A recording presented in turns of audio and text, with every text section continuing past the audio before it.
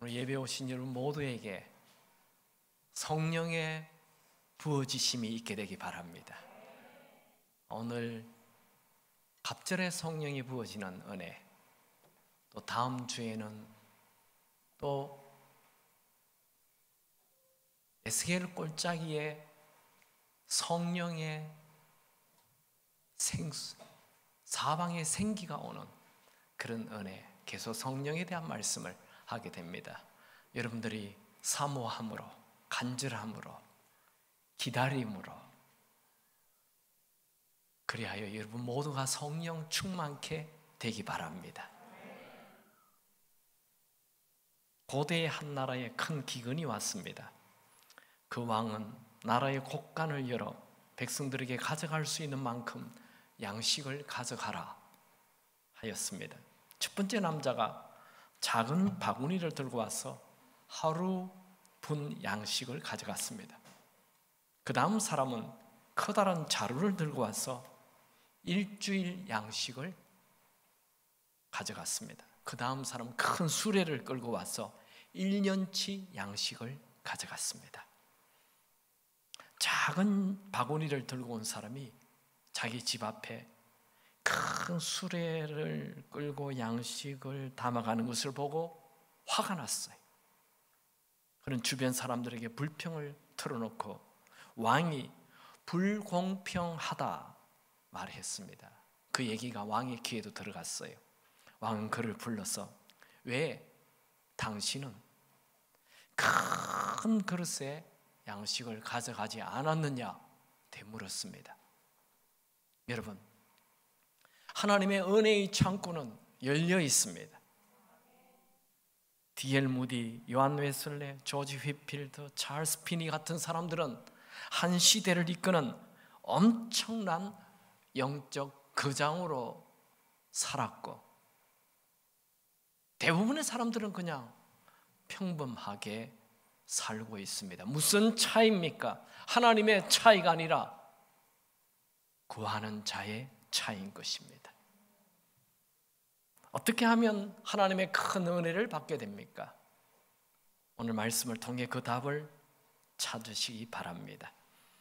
엘리야는 지난주에 본 것처럼 하늘에서 불이 내려오도록 기도하여 850명의 이방 선지자를 다 죽인 엄청난 사람이었고, 3년 반 동안 비가 오지 않았는데 기도하여 큰 비 내리게 한 엄청난 선지자였습니다. 그 소문이 그냥 이스라엘 전역에, 북이스라엘 전역에 다 퍼졌어요. 오늘 우리가 보게 되는 엘리사인데, 이 엘리야나 엘리사 시대가 다 북이스라엘이에요. 솔로몬 이후 나라는 쪼개져요. 북이스라엘과 남쪽 유다. 남쪽 유다는 예루살렘이 있어서 그나마 제사장도 있고 솔로몬 성전도 있고 해서 예배를 드렸지만, 이 북이스라엘은 성전도 없고 선지자도 없고 제사장도 없어요. 그때 하나님이 엘리야와 엘리사를 보내서 그래도 예배 드릴 수 있는 리더들을 키웠어요. 엘리야가 엄청난 능력을 나타내자 생도들이 몰려들었습니다. 그렇게 엘리야와 함께 한 10년 정도 엘리사가 지냈는데, 이제 엘리야가 하늘로 가는 거예요. 그것은 아마 이 예언하는 자가 있어서 엘리야의 죽음을 다 생도들이 알고 있었던 것 같습니다. 그 1절을 우리 한번 같이 읽어볼까요? 열왕기하 2장 1절 다 같이 읽습니다. 여호와께서 해오리 바람으로 엘리야를 하늘로 올리고자 하실 때에 엘리야가 엘리사와 더불어 길갈에서 나가더니, 이 길갈은 여러 선지 생도들이 있는 학교 중에 가장 대표적인 학교, 선지 생도들이 있는 곳이었던 것 같습니다. 열왕기하 4장에도 보면 엘리사가 다시 길갈에 와서 생도들과 함께 지내는 장면이 나옵니다. 길갈은 어떤 곳입니까? 출애굽한 이스라엘 백성들이 요단강을 건너고 가나안 땅에 도착했어요. 가나안 땅 첫 번째 그 장소에서 텐트를 치고 그들이 머문 곳이 길갈이에요. 길갈에서 그들은 새로운 출발을 생각하며 할례를 하죠. 남자들이 다 할례를. 그래서 이 애굽의 모든 수치가 떠나갔다, 수치가 굴러갔다, 이런 뜻이 길갈이에요. 그 길갈은 처음 시작의 장소입니다. 엘리야는 엘리사에게 너 여기 머물라, 나는 이제 하나님이 부르셔서 간다 하며 머물라고 하였는데 따라갑니다. 베델까지. 2절을 보면 엘리야가 엘리사에게 이르되 청하건대 너는 여기 머물라, 여호와께서 나를 베델로 보내시느니라 하니 엘리사가 이르되 여호와께서 살아계심과 당신의 영혼이 살아계심을 두고 맹세하노니 내가 당신을 떠나지 아니하겠나이다 하는지라. 이에 두 사람이 베델로 내려가니 엘리야가 엘리사에게 여기 길갈에 머물라, 나는 베델로 간다. 그런데 엘리사는 나는 당신을 떠나가지 않겠습니다 하며 따라가요. 이 길갈에서 베델까지는 약 12km 정도 됩니다. 엘리사가 엘리야와 함께 베델에 도착하자 그곳에도 선지 생도들이 있었어요. 베델에 있는 선지 생도들도 이 엘리야가 승천할 것을 알고 있었어요. 그래서 엘리사에게 왜 당신 여기까지 따라왔느냐 그러자 엘리사가 잠잠하라, 나도 알고 있다, 그렇게 말합니다. 엘리야는 엘리사에게 이제 그만 따라오고 이 베델 여기 그냥 머물라, 나는 이제 여리고로 간다. 베델은 어떤 곳입니까? 아브라함이 가나안 땅에 들어와서 처음으로 단을 쌓고 예배 드린 곳이 베델이에요. 또 야곱이 도망을 가다가 이곳에서 잠깐 잠을 자는데 꿈을 꾸죠. 하늘에 사닥다리가 연결이 되고 천사가 오르락 내리락 하죠. 그 장소, 이곳에 하나님께 예배해야 되겠다 해서 벳엘, 하나님의 집이라는 이름을 짓고 그곳에 예배 드렸어요. 베델은 예배 드리는 곳입니다. 예배가 시작되는 곳. 엘리사가 베델에 머물라 하였지만 여전히 나는 당신을 떠나가지 않겠다며 여리고로 따라가요. 그 열왕기하 2장 3절 4절 베델에 있는 선지자의 제자들이 엘리사에게 나와 그에게 이르되 여호와께서 오늘 당신의 선생을 당신 머리 위로 데려가실 줄 아시나이까 하니 나도 아노니 너희는 잠잠하라 하니라. 엘리사가 그에게 이르되 엘리사야 청하건대 너는 여기 머물라, 여호와께서 나를 여리고로 보내노니라. 엘리사가 이르되 여호와 살아계심과 당신의 영혼의 살아계심을 두고 맹세하노니 내가 당신을 떠나지 아니하겠나이다 하니라. 그들이 여리고에 이르매 베델에서 여리고까지는 약 20km 정도 됩니다. 엘리야와 엘리사가 여리고에 도착하자 그곳에도 선지 생도들이 있었습니다. 여리고에 있는 생도들이 왜 엘리사에게 여기까지 따라왔느냐 하니까 나도 안다, 잠잠하라. 엘리야는 엘리사에게 이제 그러면 여기 여리고에 그냥 머물라, 나는 이제 요단 강으로 가겠다, 그렇게 말하자 엘리사는 여전히 나는 당신을 떠나지 않겠다 하며 요단까지 따라가요. 그게 2장 5절에서 6절.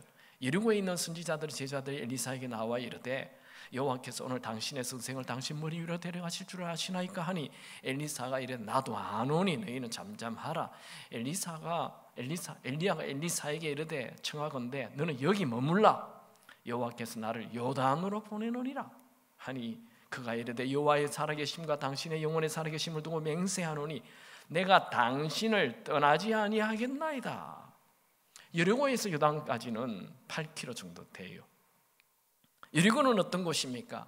우리가 잘 아는 대로 이스라엘 백성들이 이 요단강을 건너 가나안 땅에 들어가서 그 길갈에 잠을 자고 그 첫 번째 성, 가나안 땅의 성 여리고 성을 무너뜨렸죠. 그 장소가 여리고예요. 여리고는 첫 번째 승리의 장소입니다. 엘리야가 여리고를 떠나 요단강으로 가자 엘리사도 바짝 따라가고 멀찌감치 떨어져서 선지생도 50명도 따라가요. 열왕기하 2장 7절 선지자의 제자 50명이 가서 멀리 서서 바라보며 그 두 사람이 요단가에 서 있더니, 요단강에 도착한 엘리야는 자신이 입고 있는 겉옷을 벗어 요단강을 치매 물이 갈라지고 마른 땅이 나타나자 이 두 사람이 요단강을 건너갔어요. 이것은 엘리야의 능력이었습니다. 열왕기하 2장 7절 8절.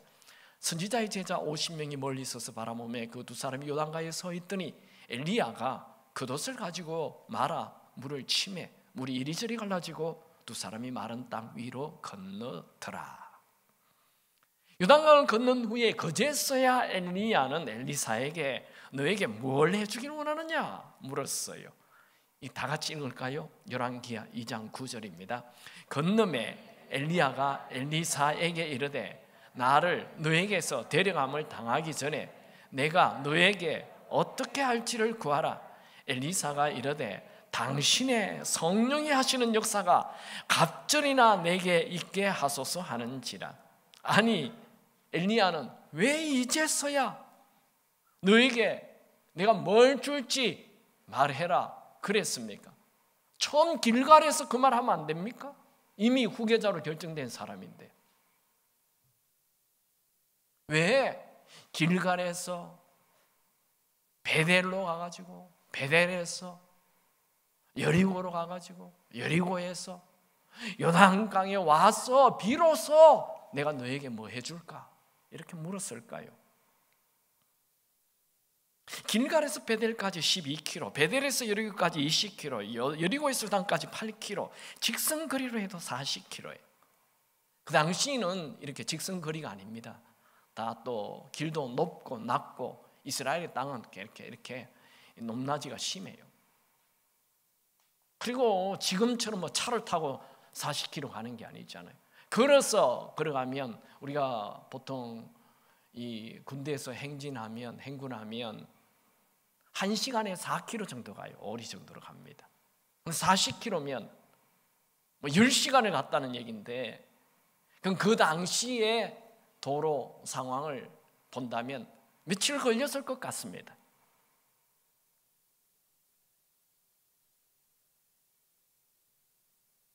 엘리야가 이 길갈, 베델, 여리고에 머문 이유는 그 세 장소에 다 선지 학교가 있었기 때문입니다. 자기를 따르는 생도들에게 마지막으로 이제 만나서 얘기를 하고, 성경에는 얘기한 게 안 나와 있지만 얘기를 하고 마지막 작별 인사를 하는 거죠. 엘리야가 엘리사에게 이 세 장소를 옮길 때마다 계속 되풀이되는 말이 있어요. 그것은 길갈에 머물라, 베델에 머물라, 여리고에 머물라 하는 세 번이나 머물라 하였어요. 따라오지 말라는 얘기죠. 그런데 엘리사는 세 번이나 당신을 떠나지 않겠습니다, 떠나지 않겠습니다, 떠나지 않겠습니다, 세 번 대답합니다. 이게 떠나지 않는다라는 말은 원어에는 버리지 않는다라는 뜻이 있습니다. 그런 사람은요, 유명할 때, 멋있을 때, 능력이 있을 때 가까이 하려고 해요. 그러나 힘이 없을 때, 능력이 없을 때, 병들었을 때, 볼품 없을 때 버리려고 합니다.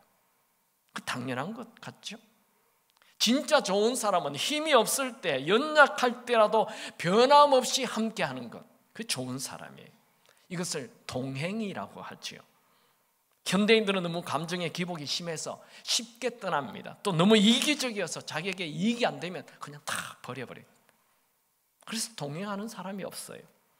여러분들은 하나님이 여러분에게 붙여준 자와 끝까지 아름다운 동행을 하시기 바랍니다. 요즘에는 뭐 결혼 20년, 어떻게 지겹게 20년 동안 한 여자와 사냐, 이런 얘기도 나오고 있어요. 정말 무서운 얘기죠. 우리는 하나님이 붙여준 자와 끝까지 아름다운 동행을 해야 합니다. 엘리야가 이렇게 계속 세 번 장소를 옮기면서 이곳에 머물라 라고 말한 이유는 엘리사를 테스트하는 거예요. 뭘 테스트합니까?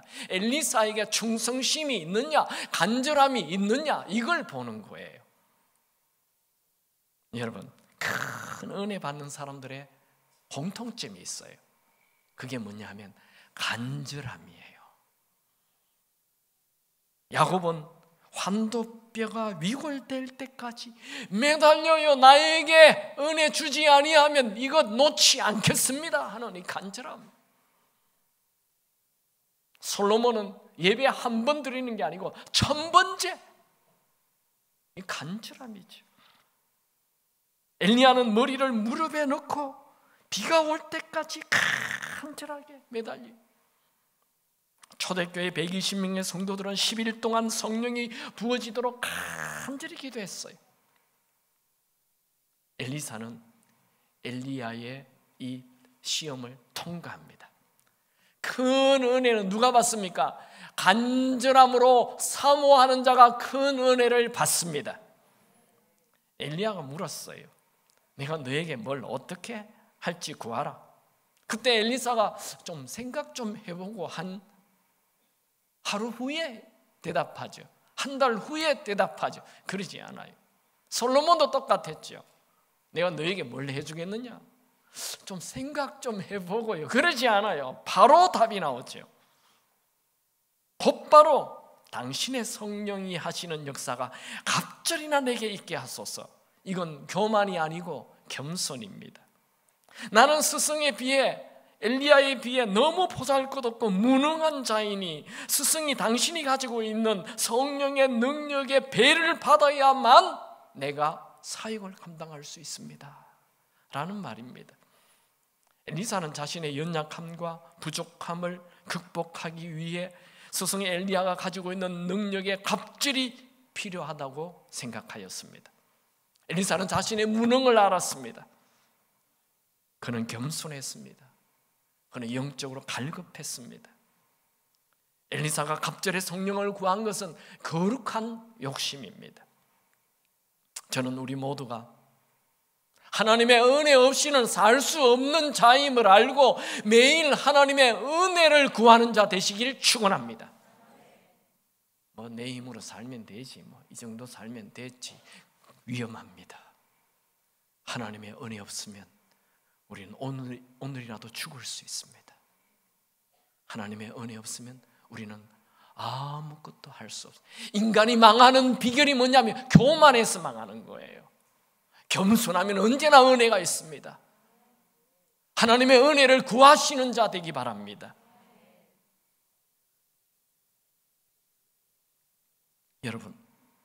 여러분이 엘리사였다면 무엇을 구하겠습니까? 내가 너에게 뭘 해줄까? 이렇게 물으면 솔로몬은 지혜를 달라고 했죠.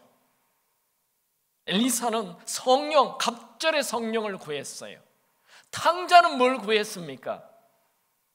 아버지 유산을 원했어요. 돈을 원했어요. 우리가 탕자 아닌가요? 교회를 10년, 50년 믿었는데 늘 기도하면 돈을 달라고 하고 있어요. 여러분, 사람의 차이는 관심의 차이입니다. 생각에, 요구하는 것의 차이예요. 뭘 구하느냐가 그 사람이에요. 큰 인물들은 벌써 큰 것을 구합니다.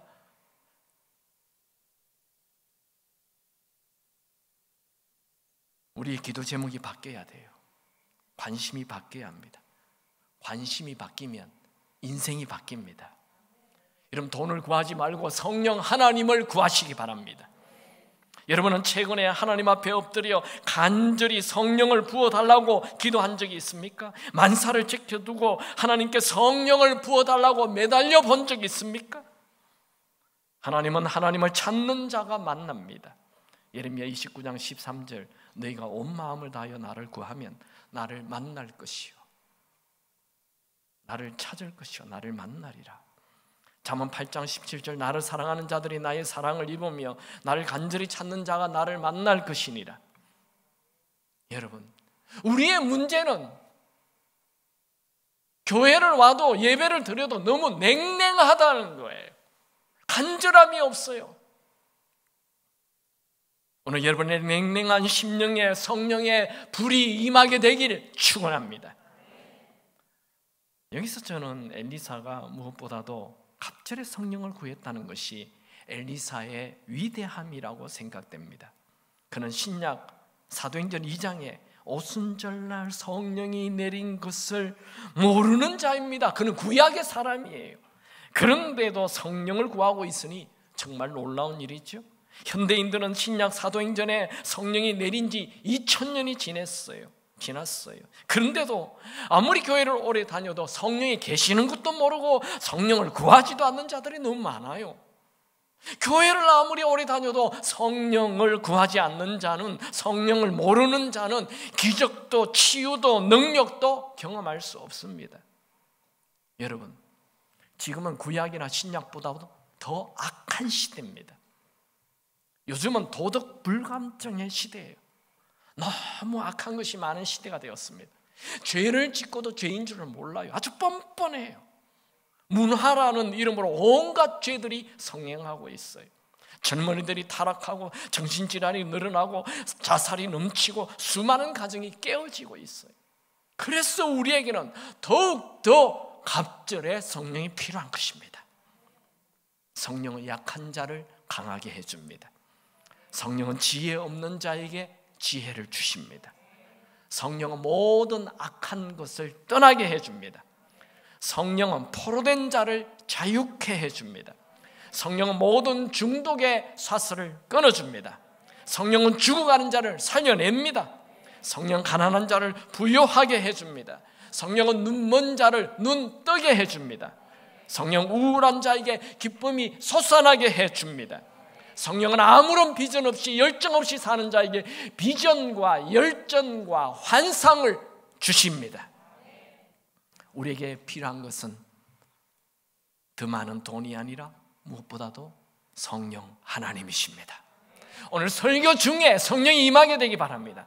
찬양 중에 성령이 임하게 되기 바랍니다. 기도 중에 성령이 임하게 되기 바랍니다.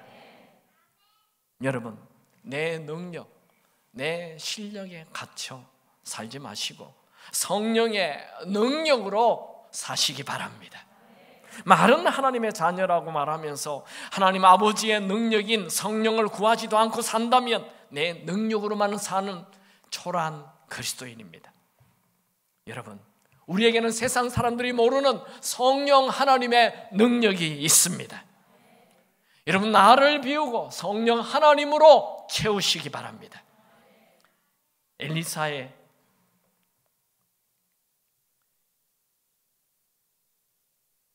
엘리야가 뭘 주길 원하느냐? 그러자 엘리사가 엘리야에게 갑절의 성령을 원합니다. 그때 엘리야, 그래 주마, 자 받으라, 그렇게 하지 않고 이상한 말을 해요. 열왕기하 2장 10절 같이 읽을까요? 이르되 네가 어려운 일을 구하는도다. 그러나 나를 내게서 데려가시는 것을 네가 보면 그 일이 내게 이루어지려니와 그렇지 아니하면 이루어지지 아니하리라 하고, 갑절에 성령을 달라고 얘기하니 그래 내가 주마 할 수가 없습니다. 왜요? 성령은 하나님이 주시는 것이기 때문에 그렇습니다. 그래서 그 어렵다, 그건 내가 할 수 있는 게 아니다. 그러나 네가 만약에 내가 하늘로 올라가는 것을 본다면 너에게 성령이 내릴 것이다, 이런 얘기를 했어요. 엘리야가 회오리 바람을 타고 불수리와 불말을 타고 하늘로 올라가는 것, 이거는 그냥 보통 사람의 눈에 보이지 않는 일이에요. 영적인 일이에요. 열왕기하 6장에 보면 아람 군대가 엘리사를 체포하려고 와요. 그래서 그 집을 겹겹이 포위를 했어요. 그때 엘리사의 종이 밖에 나와서 깜짝 놀래요. 군대가 자기 집을 포위한 거예요. 그래서 막 벌벌벌 떨고 있을 때 엘리사는 담대한 거예요. 아니 주인님 두렵지 않습니까? 이런, 뭘 두려워하느냐? 불수리와 불말이 우리 집을 지키고 있는데, 그런데 이 종의 눈에는 안 보이는 거예요, 불수리와 불말이. 그래서 할 수 없이 엘리사가 하나님 종의 눈을 열어 불수리와 불말을 보게 하옵소서. 이렇게 말씀하자 갑자기 눈이 확 열려버려요. 그래서 이 엘리사의 집을 불수리와 불말이 보호하고 있는 걸 보게 되었어요. 이게 영안이 열려야 된다는 거죠. 엘리사가 이 엘리야가 하늘로 올라가는 거, 불수리와 불말이 나타나는 것을 보게 됩니다. 성경에 그렇게 나와 있어요. 같이 봅시다. 열왕기하 2장 11절 12절 같이 읽습니다. 두 사람이 길을 가며 말하더니 불수리와 불말들이 두 사람을 갈라놓고 엘리야가 해우를 바람으로 하늘로 올라가더라.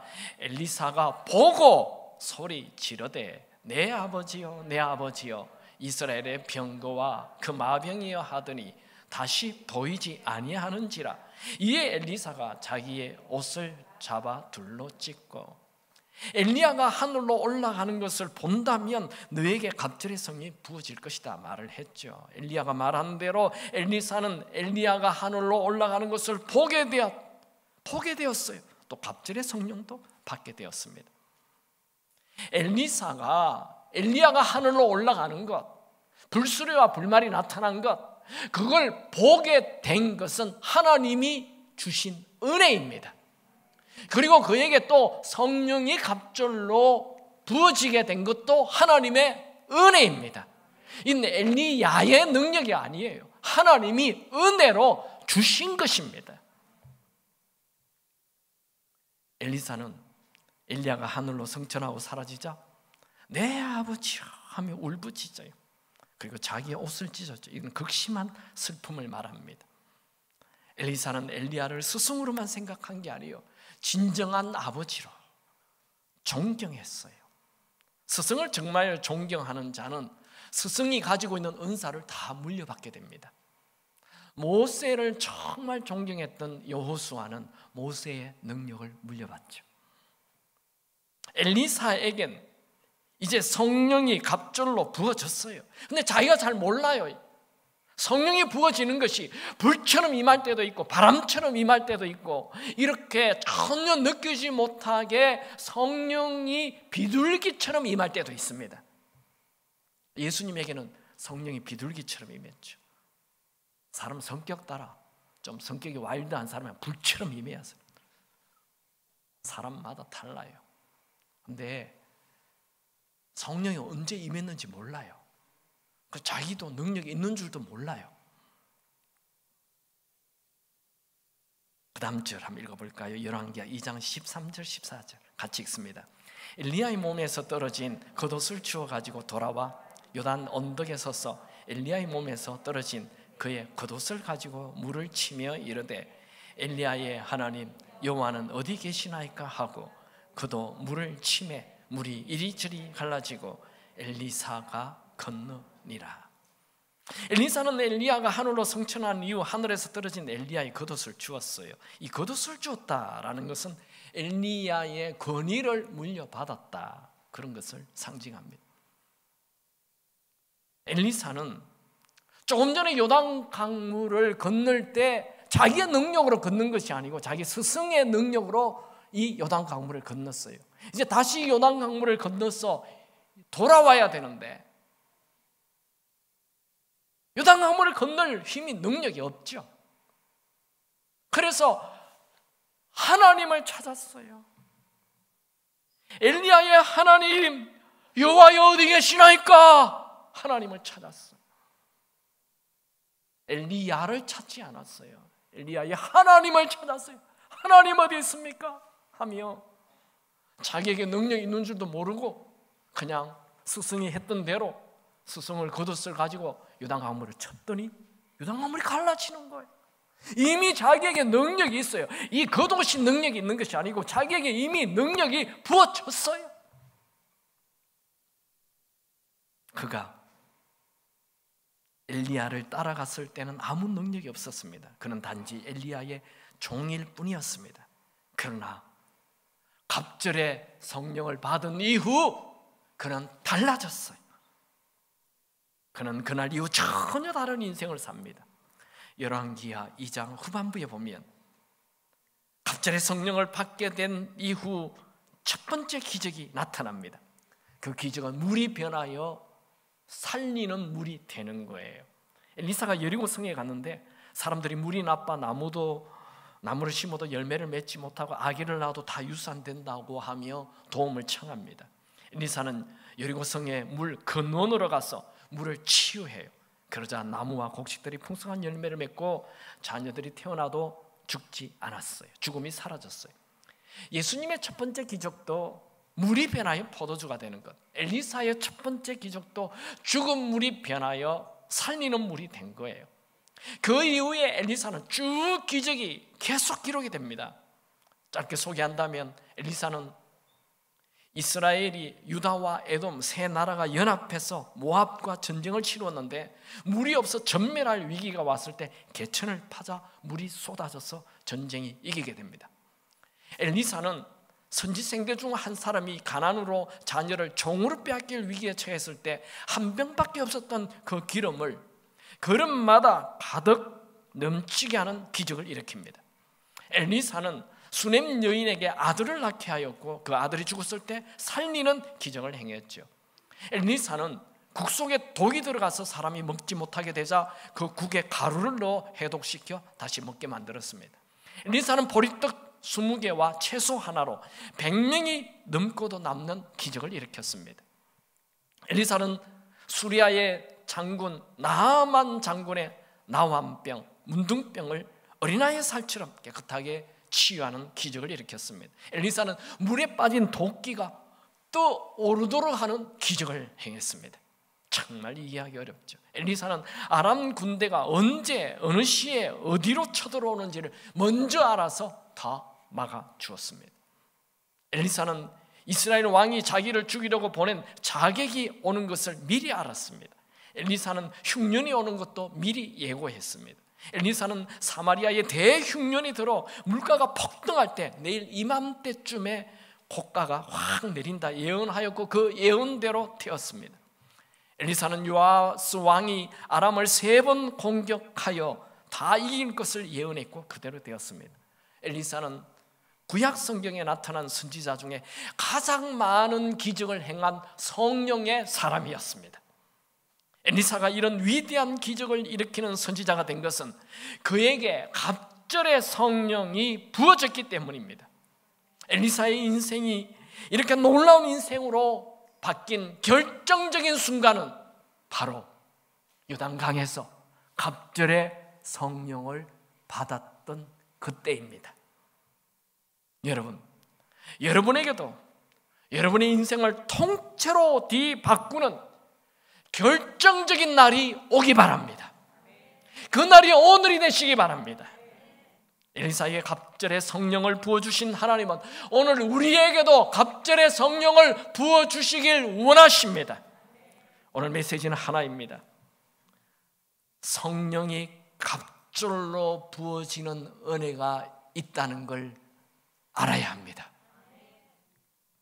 엘리사는 갑절로 부어지는 성령의 은혜를 알았습니다. 여러분, 우리 주변에 예수를 믿는 자들은 많은데 이렇게 엘리사처럼 성령 충만한 사람은 많지 않습니다. 대부분의 성도들은 자기가 처음 예수를 믿었을 때 처음 예수를 믿었던 그 길갈의 은혜,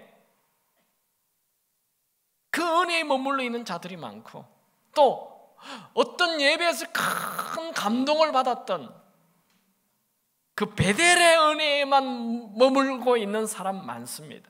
또 신앙의 승리를 한 여리고의 은혜에만 머물고 있는 자들 많습니다. 이들은 다 과거에 베풀어 주신 은혜로 겨우겨우 신앙생활 겨우 유지해가는 거예요.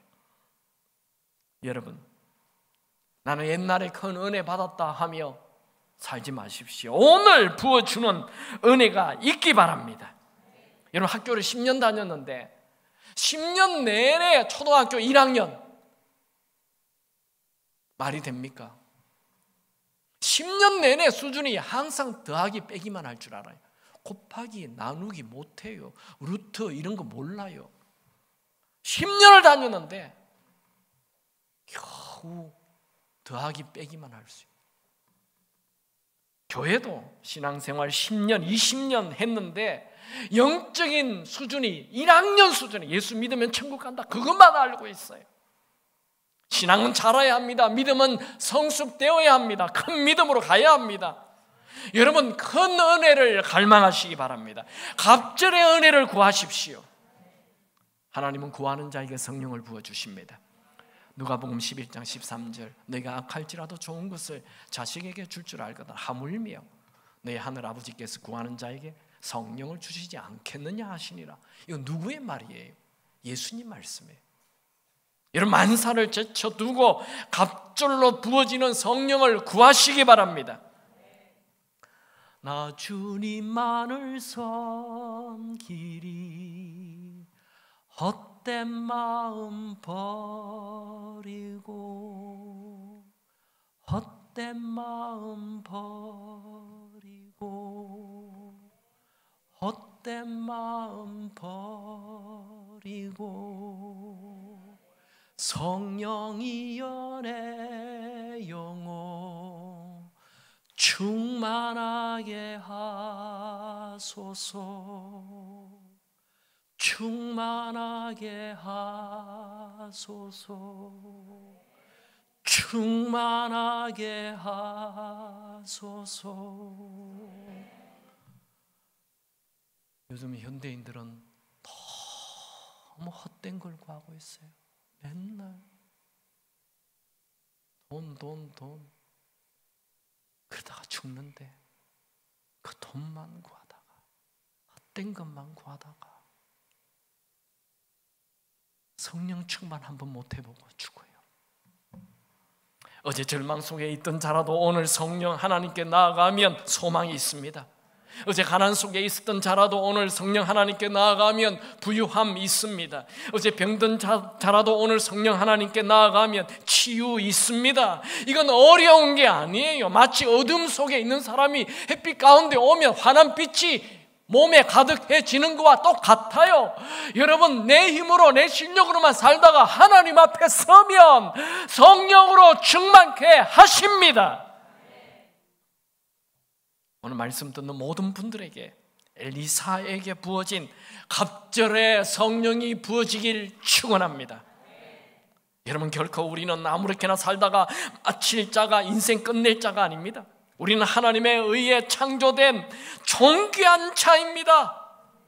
나와 똑같은 사람 이 세상에 나 한 명뿐이에요. 나는 아주 유니크한, 독특한, 특별한 존재입니다. 하나님은 우리를 통해 놀라운 일을 하시길 원하십니다. 그러려면 반드시 성령 충만해야 되는 것입니다. 하나님은 우리를 기대하십니다. 뉴욕 거리에 한 풍선 장사가 풍선을 팔고 있었어요. 빨간 풍선, 파란 풍선, 노란 풍선, 하얀 풍선, 까만 풍선. 우리도 어릴 때 이런 풍선 장사들이 많았는데 한 어린 소녀가 맨날 종으로 집 접시를 닦으며 주인 아주머니 보러 도되게 구중을 들었어요. 나는 평생 이렇게 종으로만 살아야 한단 말인가. 자신의 신세를 한탄하며 길을 걷다가 풍선 장수를 만났습니다. 그 많은 색깔의 풍선 가운데 까만 풍선이 자신의 신세처럼 보였습니다.